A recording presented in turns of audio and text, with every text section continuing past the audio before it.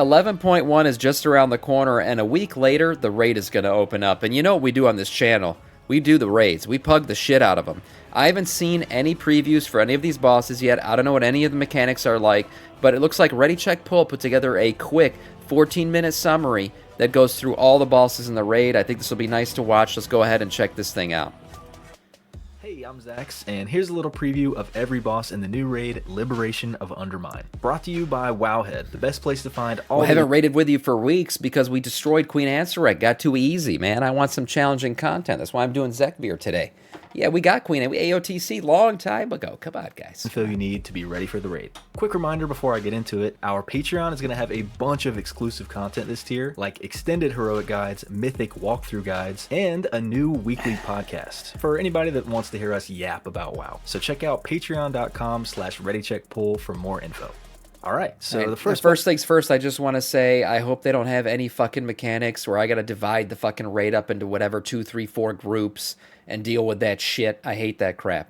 I got to freaking separate everybody perfectly before the poll starts. Let's see. Also, the raid is Vexie and the Geargrinders. This fight has 2 alternating phases. In phase 1, you fight this big tank, the Geargrinder, and some biker ads that spawn every once in a while. And the goal of the phase is to prevent the boss from getting to full energy and doing crazy raid dam. To do this, you have to kill each wave of biker ads so that they leave their bikes behind, and then have players jump into the bikes and launch them into the boss in order to break all the boss's plating stacks and end phase 1. The only thing the bikers do is charge toward random players, so you can kind of bait them where you want them to go, which makes them super easy to AoE. So if everybody pretty much stacks around the boss, you bait the bikers towards the boss, then kill the bikers, and then use the bikes to hit the boss. It's pretty easy. It seems like a focus the ads and stick around the boss kind of fun. There's also some fire circles on the ground and dodge the shit, especially obviously. The ones that follow a couple random players for a few seconds. And on heroic, these pools of oil spawn on the ground under the boss and marked players. The pools actually stun any bikers that go through. Is this a new... This looks new. This looks like it's part of the new mechanics, though. This looks pretty damn good. Very obvious. Them, and they can also be burned away by getting one of the little fire circles to hit them. In phase 2, the boss kind of goes AFK and takes double damage for 45 seconds, but these little mechanic ads also spawn that try to cast on the boss and shorten the phase. So everyone has to help interrupt those guys and cleave them down. Then it's back to phase 1. So this may be, lust here, interrupt and kill the ads. And repeat. And that's pretty much it. After the first boss, you can go to any of the next 4 bosses in any order, but we'll start with the second boss in the journal, Cauldron of Carnage. This is a 2-boss fight where you have to evenly split your raid and fight the bosses on I asked for this not to happen. I gotta fucking split the raid. Alright, I gotta split the raid. We'll be doing that, splitting out healers and DPS evenly. This isn't too bad, I guess. It's just 2 bosses, so it's a pretty obvious, split even healers and tanks. Opposite sides of the room, because they can't be within 40 yards of each other or else they go immune. You also have to fully swap sides every once in a while because both bosses stack up a dot on anyone in range, and you need that to reset at some point. Luckily, there's a really clear time to do this because at full energy, the bosses clash in the middle of the room for a little bit and do a bunch of raid-wide damage and spawn a bunch of stuff to dodge. So everyone just moves to the opposite side during all this. So I already know we're going to die a couple times in this phase because people are just going to refuse to dodge shit and they're going to continue to parse their asses off. So we'll be dealing with that. But besides that, okay, cool switch phase, nice. Their mechanics. On the left side, you've got Florendo, the big T-Rex. He spawns a big bomb that everyone on that side has to soak to reduce the raid-wide damage it does. He shoots a fire beam at a marked player, which everyone has to dodge. And on heroic, he sometimes puts fire circles around everyone that you want to spread out for. On the right side, you've got Torque, the big gorilla. He gives everyone on his side this resource bar that goes up when you move and goes down when you stay still. And if you move too much at once and it fills all the way up, you get stunned for a few seconds. So you just can't move too much at once. He also spawns circles under everyone's feet for a few seconds that you have to dodge, which forces you to fill up your movement bar a little bit. And on heroic, he spawns these images that fixate random players and move toward them, exploding and leaving lightning on the ground if they touch anyone before they expire. Other than all that, you just have to try to kill the bosses around the same time because when one dies, the other one starts to enrage. And that's pretty much it. On to the third. So far, not too bad. The first 2 boss fights seem pretty straightforward. The second one, dodge the shit, swap at the proper time, and don't move around too much. There you go. It's straightforward. Boss Rik Reverb. This boss has 2 alternating phases. Phase 1 mainly revolves around these amplifiers that get dropped on the ground throughout the phase. They slowly gain energy over time, and if they ever hit full energy, they start doing massive raid damage. So to prevent that, every once in a while you have to have players run over to them and right click on them to drain their energy, taking some damage in the process. Not too bad, but on Heroic, draining an amplifier leaves a debuff on you that makes you take extra damage from draining for a while. So you kind of have to rotate who's draining each time, which can get a little messy. Fuck. Fuck. This is like the Queen Ansurek nipple pop. I'm going to have to fucking set up a group of drainers who are going to drain the main vein every fucking, and they're going to rotate through it. Damn it. Oh, damn it. This is going to be fuck. Okay. Other than the amplifiers, the boss also has a bunch of regular abilities. He has a cast that makes a bunch of these circles shoot out from the amplifiers for everyone to dodge, which on Heroic, if you get... Is it only on Mythic that you got to drain them? Is that true? Or, oh, okay, on Mythic it gives a dot. Okay, so when we do it on Heroic, anyone can drain them. But on Heroic, draining an amplifier leaves a debuff on you that makes you take extra damage from draining for a while. So you kind of have to rotate who's draining each time. No, it's a Heroic mechanic.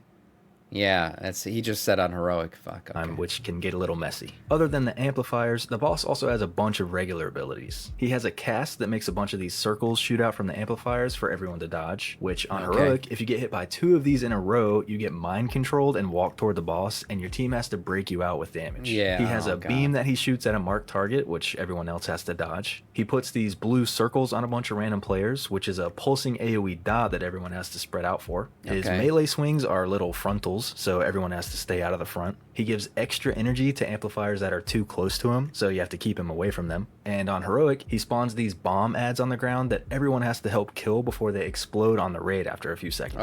And as a little bonus, you even get a haste buff for doing damage to them. At full energy... That is nice.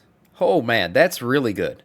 So you get a haste buff for doing the mechanic. Wow, what a way for Blizzard to actually convince people to stop parsing and do the damn fucking mechanic. I've said this many times before. Give people the kiss curse shit, and they'll get things done. So this is great. If you kill the ads, you get a haste buff. You have to kill the ads, so stop doing your damn DPS. Hit the ads, get your haste buff, and then get back on the boss. Perfect. And as a little bonus, you even get a haste buff for doing damage to them. At full energy, the boss starts phase 2, where he goes immune and starts spawning these expanding rings under himself that basically one-shot anyone they touch. And the only way to survive these rings is by finding the random amplifier that gets overloaded and has this circle around it, and running over to be in the circle by the time the ring comes through, because this launches... Okay, that's not too bad. You just got to go to the circle. Just go to the circle to pop over the ring. All right. Everyone in the circle over the ring, avoiding it entirely. Blizzard loves this fucking hop over the ring shit. We've had this stuff since fucking Shadowlands.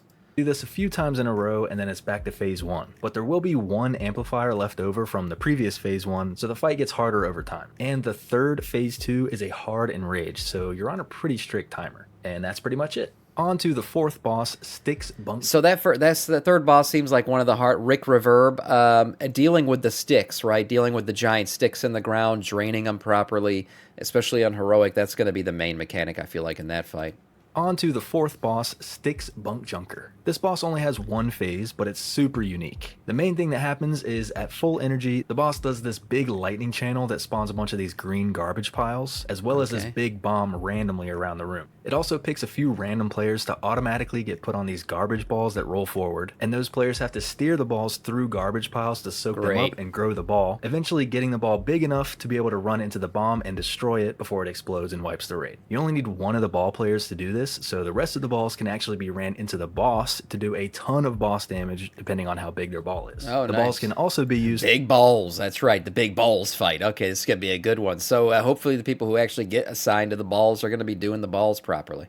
To soak up any of the little ads that spawn throughout the fight, which is nice because the ads take double damage once they're released from the ball. Speaking of the ads, they don't really do anything too crazy. There's Scrap Masters that jump around and have to be interrupted, and there's Hyenas that have to be tanked. Other than that, the boss also puts these little fire circles around a bunch of players, which you need to spread out for, but you also need to keep them away from those green garbage piles, because if you touch them with the fire, they ignite and do pulsing damage to the raid for a long time. And on Heroic, these bomb ads spawn that are attached to a few of the garbage piles, and everyone has to help kill them before they explode on the raid. They detach from their pile at 75% health and can be moved after that with knocks or grips, but the rolling ball players also have to be careful not to run into them or This one's kind of wild, right? You got the the rolling balls around. You got a lot of ad management going on, pulling in the hyenas, getting these guys off of the garbage piles, and then not setting the garbage piles on fire. It triggers their explosion and wastes the ball. At a certain point, the boss goes on a short, almost intermission, where he flies up in the air and goes immune for a few seconds, and then crashes back down and gains a buff for the rest of the fight that makes him spawn an additional big bomb at full energy. This means you need 2 of the ball players to get their balls to full size and run them into So there's a lot of individual responsibility here, which means for regular pugs, this is going to be a fucking nightmare.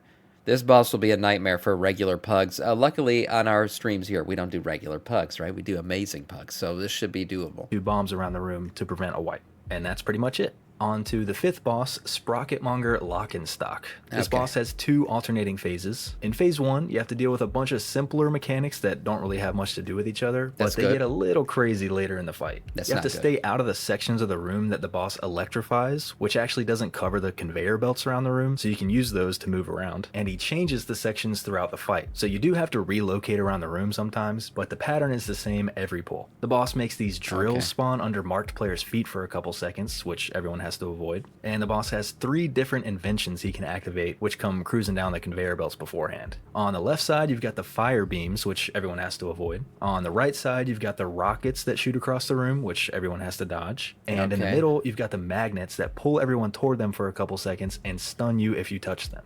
That's advanced. I don't give a shit about that. But okay, a lot of dodgy shit in this fight. Gotta dodge all the shit. Only one of these inventions can get activated at a time in the beginning, so things start off pretty chill. On Heroic, the boss also spawns these mines on the ground in set locations, which explode on the raid if you step on them. And the raid has to stagger setting them off one by one, because when one goes off, it puts a 2-second debuff on the raid that makes them take way more mine damage. And they all go off. Oh god, staggering mine explodes. Okay, another pug nightmare. So you got to pop the mines, but you got to stagger it and not do them all at once. You know what's going to happen with this mechanic, right? Eventually, we're going to get geared enough and heal enough that you're just going to be able to pop them whenever you want, and it's not going to be a problem. But until then, it'll be a fucking problem. On their own if left alone for too long. The player that steps on the mine also gets a personal debuff for a while that makes them take way more damage from stepping on another mine, so you have to rotate mine steppers as well. At full energy, the boss starts phase 2, where he yeets everybody to the entrance of the room and jumps away to the opposite side of the room, and everybody has to survive about 20 seconds of the whole room being electrified, all these circles spawning on the ground, and all the conveyor belts moving, with the middle one having traps on. Healers, eat your fucking heart out. A giant damage phase where there's unavoidable damage going off for 20 seconds. Oh my god. Yeah, good luck with that. Then it's back to phase 1, but now one of his inventions is upgraded. The first upgrade is to the fire beams, which are now huge void beams that take up way more space. And now multiple... Interesting. I wonder what the lore is behind that. What the void beams?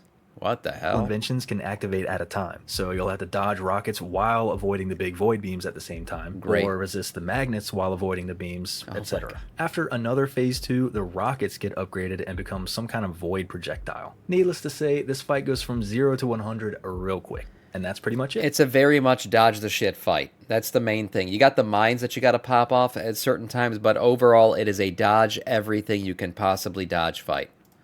On to the 6th boss, the One-Armed Bandit, which you can only do once you've done all of the previous 5 bosses. So this is where things take a step up for sure. And yeah, you fight a big slot machine. Kind of sick. This boss has 2 phases. In phase 1, the main thing you're dealing with is the cast it does at full energy, which has a lot going on. The super long story short is that it spawns 3 of these assistant ads in set locations, and they each have a different icon above their head, which tells you what kind of token they're holding, which can be shock, flame, bomb, or coin. And you have to kill the ads to get them to drop their tokens on the ground, and then run over 2 of the tokens to pick them up, and use your extra action button to put them into the boss. And this all has to happen within 30 seconds, or else the boss enrages and it's a wipe. Also, you have to put...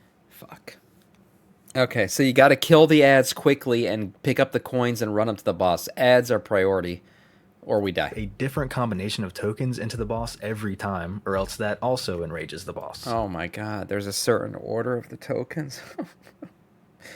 Oh no. This is going to be a bad one. This is going to be a bad one. There's an order to the tokens. Oh god.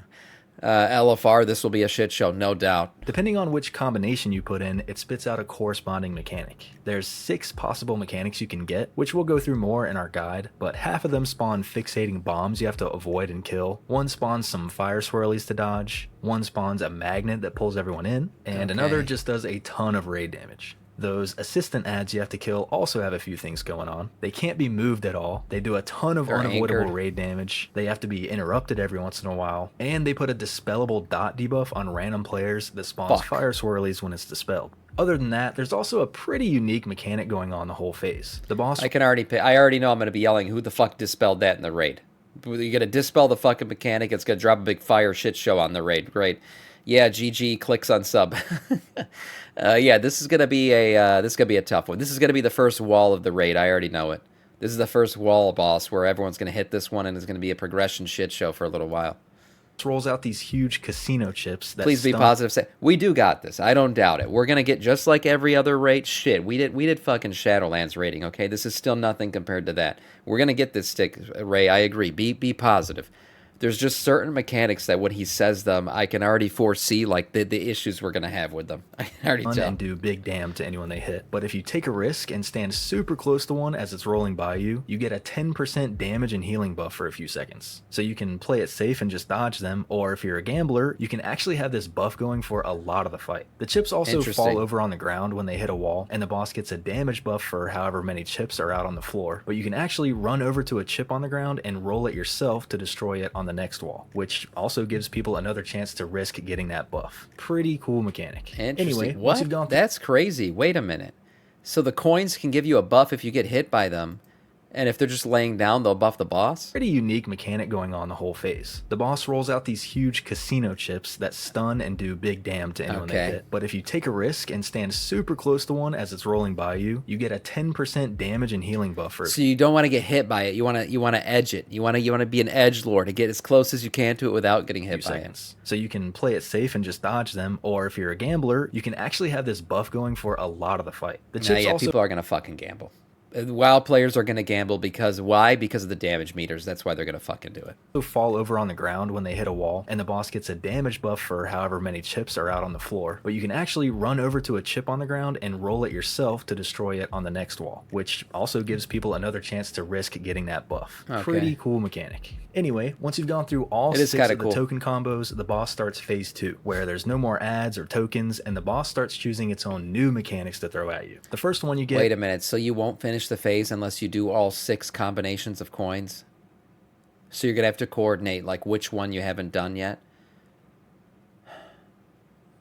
Is these coils it puts on the ground randomly that have a beam between it and the boss that basically one-shots anyone that touches it. Then after a while, it adds in these fire beams that it shoots at marked players, weak auras, everyone else has to avoid. I know weak auras will be used, but it pisses me off when it's like a requirement. Like for sure, there's no way you can live react and track which combinations you've done. A weak aura is going to do it for you, but Blizzard pisses me off because that kind of mechanic is going to require a weak aura. Why the fuck are they requiring a weak aura? Why can't you have something visually on the screen that tells you which ones you've done so far? Maybe they're gonna, and I haven't seen it or I'm not paying attention or something. But as of right now, that mechanic sounds like it'll require an add-on.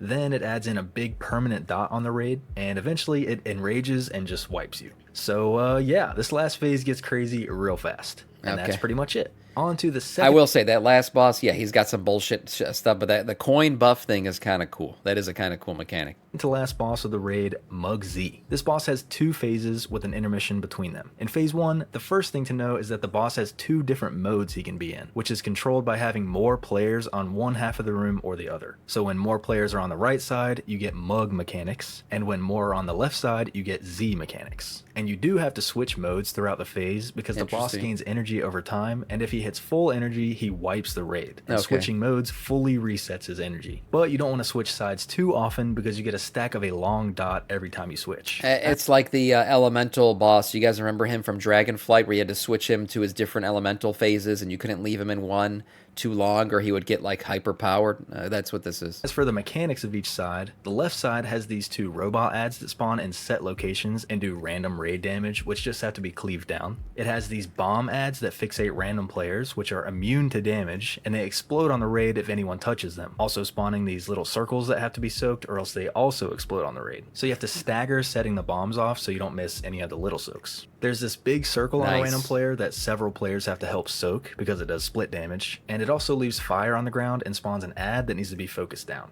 There's this line on the ground that tracks a random player, which a tank has to soak and mitigate to keep that player alive. And there's a big frontal aimed at a random player, which everyone else has to avoid. So you got the beam mechanic like Halandris, where a tank has to soak the beam and not so that way it doesn't kill the person that it's targeting. Right side mechanics are completely different. There are these circles that go on 2 random players, which have to be separated from each other and group soaked by a few players, because they do split damage and spawn this ring of rock walls with an ad in the middle. The boss has to be kept out of the rings, and the people inside have to kill their ad while dodging its random cone casts, and then use the knockback from the ad's death to break out of the... So the rings, you got to split the raid up so that way they can evenly destroy the ads, and you got to keep the boss out of it, so tanks got to stay out of the rings. On Heroic, the players outside the walls get targeted by these frost spear things that launch towards you after a couple seconds and one-shot you if they hit you. So you have to get your spear to hit one of the rock walls instead. While you're being targeted, you also get slippery ice feet too, so it's kind of hard. That Father Souls in the raid? Who the fuck? That priest just died. To move around. And finally, there's this long frontal cone that follows a random player, which everyone else has to avoid. When the boss gets to 40% health, he starts the intermission, where he casts a charge at a random player that everyone else has to avoid, and then he spins around with damage cones coming out of either side of him, which everyone also has to avoid. He does this combo a few times before eventually starting phase 2. This phase is crazy because the boss has both of the phase 1 modes active for the rest of the fight. So you have to deal with all of those mechanics at the same time. And it's also a race to the finish because he gets a huge haste buff, gains a damage buff over time, and still hard and rages at full energy. Sounds like a bloodlust situation to me. And that's pretty much it. You don't want to be in that phase for too long.